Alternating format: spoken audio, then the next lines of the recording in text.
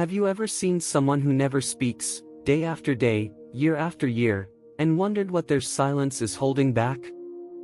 Maybe you've passed by them. Maybe they sat 2 benches down. Maybe they reminded you of someone. Or maybe, deep down, you just knew, they had a story, they weren't ready to tell. He sat on the same wooden bench in Elmswood Park every afternoon. Same coat. Same stare. Same silence. The kind of silence that didn't ask to be noticed, but couldn't be ignored. Children played nearby. Joggers passed with nods. Dogs barked, leashes tangled. But he never flinched. Never moved. The locals had grown used to him. Some called him Walt, though no one was sure if that was really his name. He never corrected them. Never greeted anyone. For 30 years, he showed up, sat down, and left without a word. The bench bore the mark of his weight, like time had carved a space just for him. People whispered. They said he was a veteran. Said he lived alone near the edge of town in an old trailer with no name on the mailbox.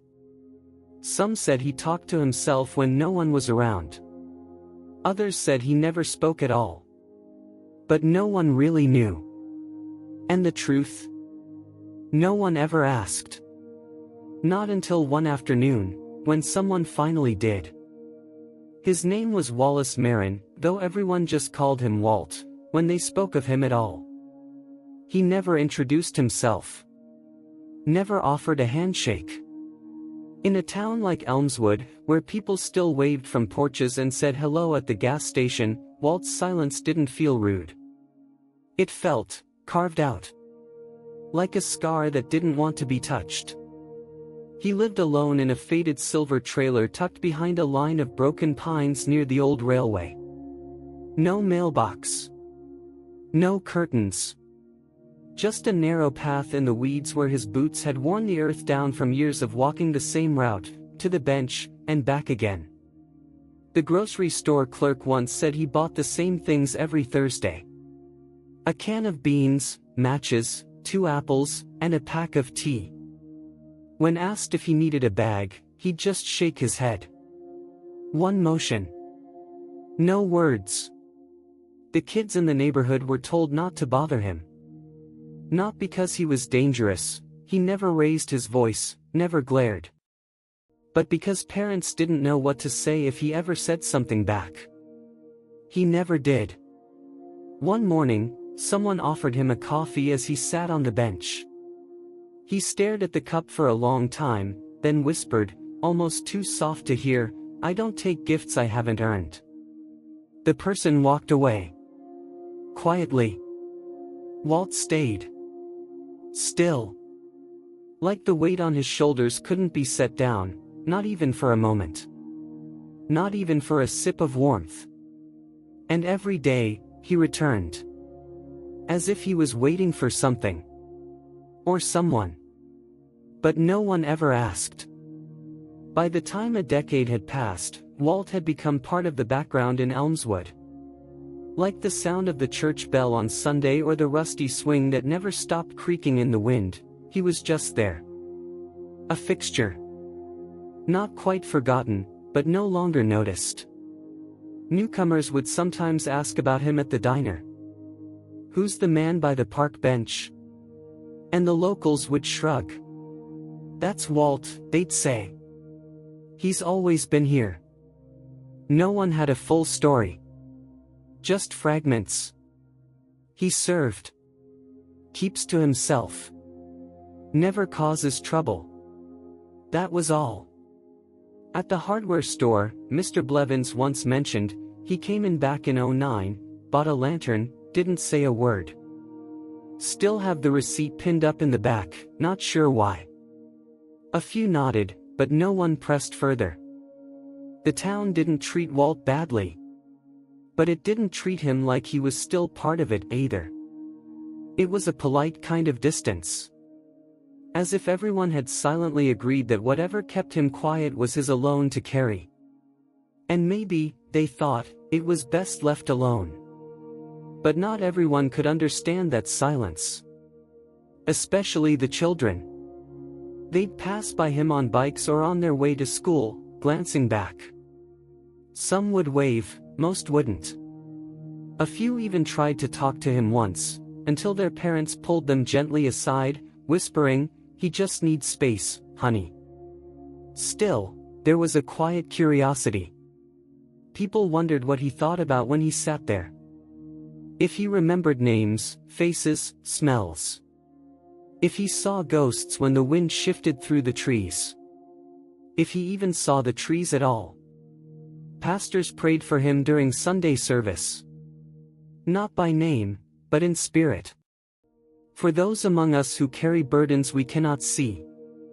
And heads would bow, and hearts would soften for a moment, but the Monday routine always returned. The bench he sat on eventually warped slightly, one leg digging deeper into the dirt than the rest. No one fixed it. They said it leaned because he leaned. And somehow, that made sense. There was no hostility in Elmswood. Just habit. And when habit stretches long enough, it becomes truth. In this town, Walt didn't need to speak. He just was. Like silence wearing a coat. Present. Predictable. Untouched. Until one day, that silence met a voice unafraid to ask the one question no one else ever did. It happened on a Tuesday. One of those early fall afternoons when the sun still held some warmth, but the shadows had started to stretch longer across the pavement. Walt was in his usual spot, his coat buttoned up even though the air was still gentle, his hands folded in his lap, resting on that same dented lunch tin. Luke Parker was 7. Freckle-faced. Wide-eyed. The kind of kid who always asked why twice and still looked for more. His mother, Jenna, worked at the pharmacy down the block and sometimes let him stop at the park for a few minutes before heading home. That day, Luke didn't run toward the swing set or the jungle gym like usual. He walked straight to Walt's bench and stood in front of him for a full minute. Walt didn't move. Didn't blink. Just watched the dust swirl at his feet like he always did. Then Luke asked, softly but clearly, "Are you sad because you lost someone?" Walt looked up. Not sharply. Not with surprise. More like, gravity finally let go of his shoulders for a moment. He stared at the boy as if trying to decide whether he was real or just a sound in the wind. Luke didn't fidget. Didn't laugh. He just stood there, waiting. Walt's throat tightened. His jaw clenched. He hadn't spoken in days. Maybe longer. The words caught somewhere behind his ribs. But then, almost too low to hear, he said, "Yes." Luke blinked. "Was it your best friend?" Walt looked back down. And this time, he nodded. It wasn't a dramatic moment. There was no music, no applause, no flash of recognition. Just a boy asking, and a man, who hadn't answered in 3 decades, finally allowing one word through. "Yes." Luke sat down beside him. Didn't say anything else. Just kicked at the gravel with his sneakers, the way kids do when they're not sure what comes next. They sat like that for a few minutes. Quiet. Side by side. Then Luke said, "My dog died last year." I didn't talk for 2 days. Walt didn't respond. But he did turn his head, just enough to see the boy's face. There was something in his eyes, confusion, maybe. Or recognition. Luke stood up, wiped his palms on his jeans, and looked at Walt again. "I'm glad you talked," he said. Even just one word. Then he ran back to his mom, who had just arrived with her purse over her shoulder and a look of quiet concern on her face. Walt didn't move for a long time. But that evening, for the first time in years, he left the bench 2 minutes early. And something in his walk, barely noticeable, had changed. The next afternoon, Walt was back on the bench. Same coat. Same posture. But something had shifted. It wasn't in the way he sat, it was in the way he looked up when Luke appeared. The boy walked over again, slower this time, holding a juice box in one hand and dragging a little toy car in the other. He didn't sit right away. Just looked at Walt and asked, "Did your friend have a name?" Walt's hands tightened on his knees. For a long breath, he said nothing. Then he replied, barely above the breeze, "Connor." Luke nodded, like he was filing that name away with reverence. Was he like a brother? Walt's jaw moved, like he was chewing the words before letting them go. He was better. There was a long silence. Not uncomfortable. Just heavy. Luke sat beside him, his toy car forgotten in the grass. He took a sip from the juice box, then looked down at Walt's lunch tin resting on the bench between them. "What's in there?" he asked gently.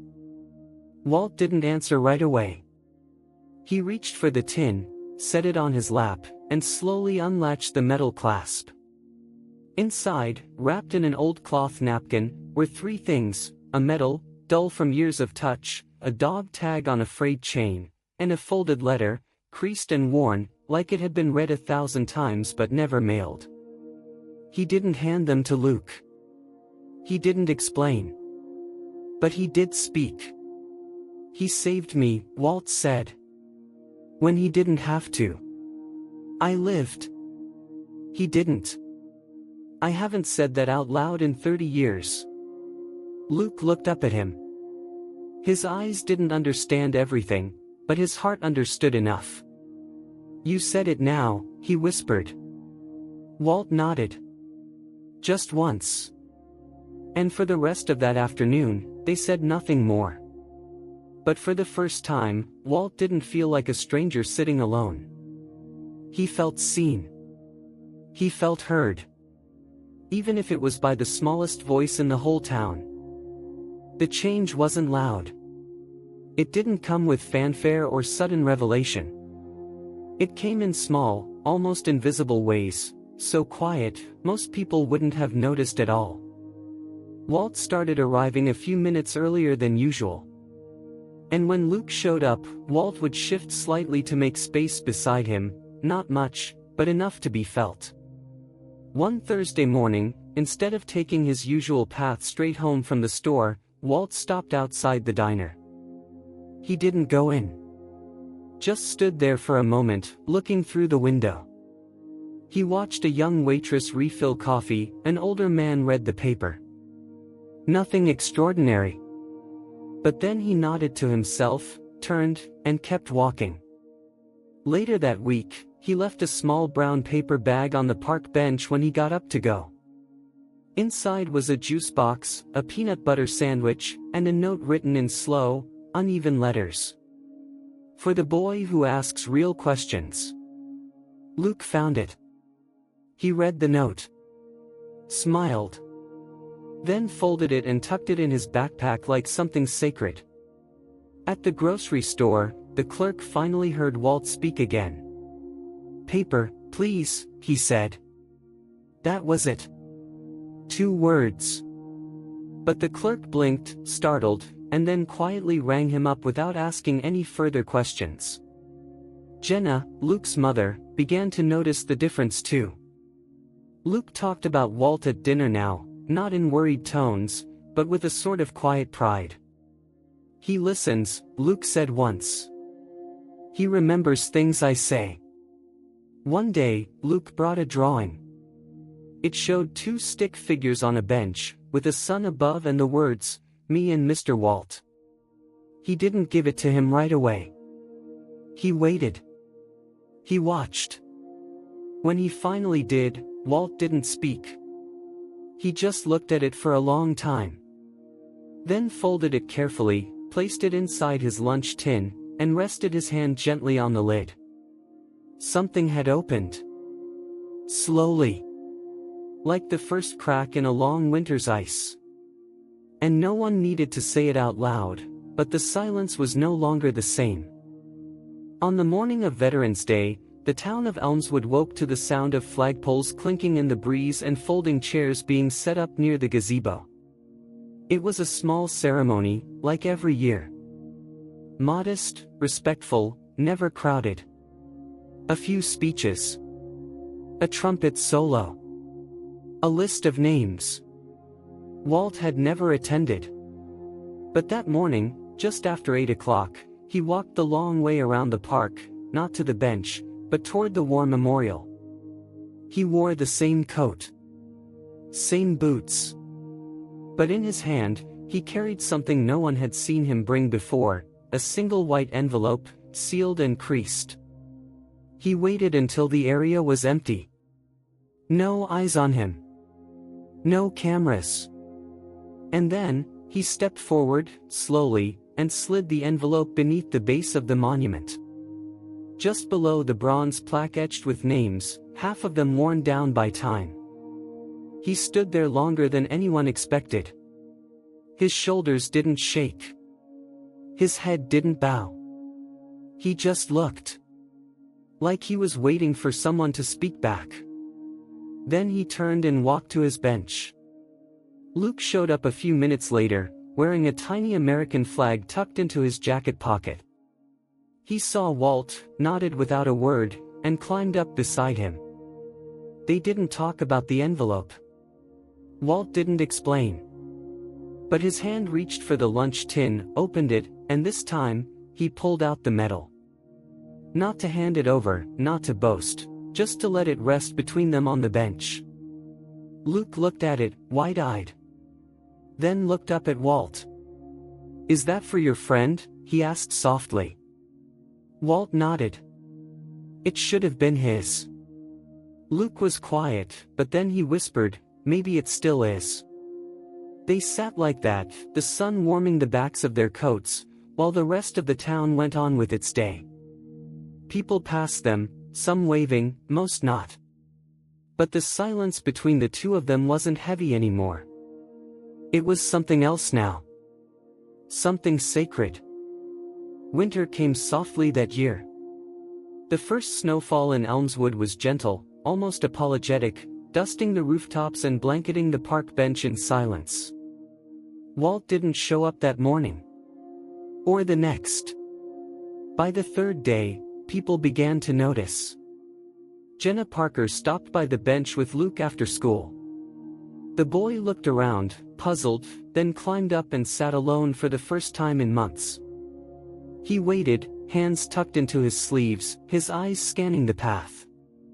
"Maybe he's just late," he said. But Walt never returned. A week later, the town clerk posted a quiet notice outside City Hall. Walt Merrin, age 72. Passed peacefully in his sleep. No known family. No arrangements requested. No funeral planned. The town paused. Not out loud, but in small, human ways. The grocer paused while bagging apples. The mailman stood a little longer at Walt's empty mailbox. And someone, no one quite knew who, left a fresh American flag beside the bench. Luke returned to the park with a new drawing. This one showed just one figure on the bench, and a second one standing in the sky above it, smiling. He taped it to the back of the bench, then sat down with his juice box and waited. That's when the church bell rang. Not for a service. Not for a wedding. Just one long, low toll at noon. The pastor said later that it felt like the right thing. No name was carved into a plaque. No eulogy was read. But from that day forward, the bench was never truly empty. People sat there more often, quietly, reflectively. Some left flowers. Others left notes. And every Veterans Day, Luke came back. A little older each year. He didn't bring questions anymore. He brought presence. The bell had never needed to ring loudly. Because some lives, like Walt's, speak louder in silence than most ever do in words. Some stories don't need grand speeches or dramatic endings to change us. Sometimes, it only takes a quiet bench, a weathered lunch tin, and the honest question of a child. Walt Merrin never asked to be remembered. He carried his grief in silence, tucked between worn medals and words left unsaid. But in the simple presence of young Luke, who listened without judgment and spoke without fear, Walt found something he hadn't touched in decades: connection. This story reminds us that healing doesn't always begin with answers, it often begins with being seen. And that even the smallest gestures, a nod, a drawing, a seat beside someone forgotten, can become acts of remembrance more powerful than any monument. At Legacy of Courage Stories, we believe these moments matter. The quiet ones. The overlooked ones. The ones that echo long after the world has gone still. Have you ever sat beside someone who carried more than they could say? If this story moved you, please like, share it with someone who needs to hear it, and subscribe to our channel. Because some heroes whisper. And we're here to make sure they're never forgotten.